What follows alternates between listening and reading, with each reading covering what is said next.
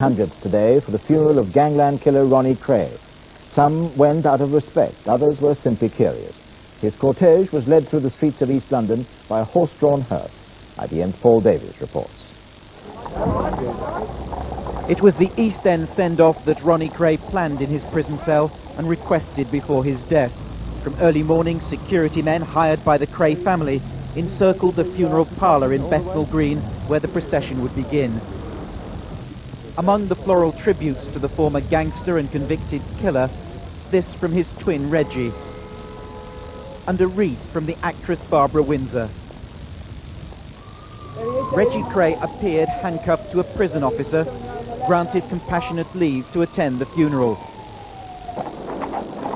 The procession was to take Ronnie Kray's body along the streets the twins used to rule with their own brand of terror and protection rackets.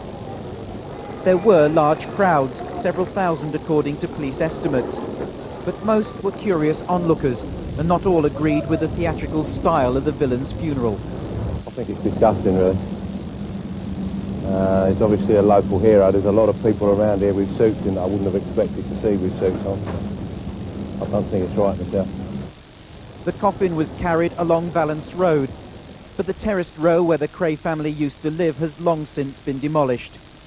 It's unlikely the gangster would recognise the East End of today. At St Matthew's Church, Reggie Kray was greeted like a local hero, but a former convict-turned-writer recalled the Krays were not always so popular.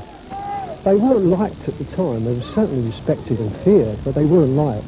There won't be too many tears shed about the demise of Ronnie Kray. I would say great funeral, shame about the life.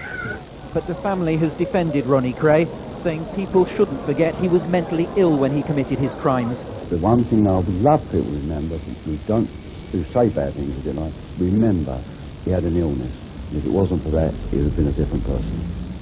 The Kray family were determined that nothing should overshadow today, but once Ronnie Kray has been buried, they'll redouble efforts to win the early release of his twin brother. Dozens of supporters chanted, "Let him out," as Reggie Kray left the church. From Bethnal Green, a journey across East London to Chingford, and the cemetery where members of the Kray family are buried. Reggie watched his brother buried alongside his mother and father before being taken back to Maidstone jail to continue his life sentence. Paul Davies, News at 10, East London. And the Gloucester builder Frederick West was cremated today, 3 months after he was found hanged in his cell. Only a few family members attended the service in Coventry. His son Stephen then described to Central South his father's move before his death. He was very upset. He was very distraught all the time I visited him. He never wanted to go to trial. He never wanted to answer any questions whatsoever. He wanted it to end this way, and that's the way he chose to do it. They poured across the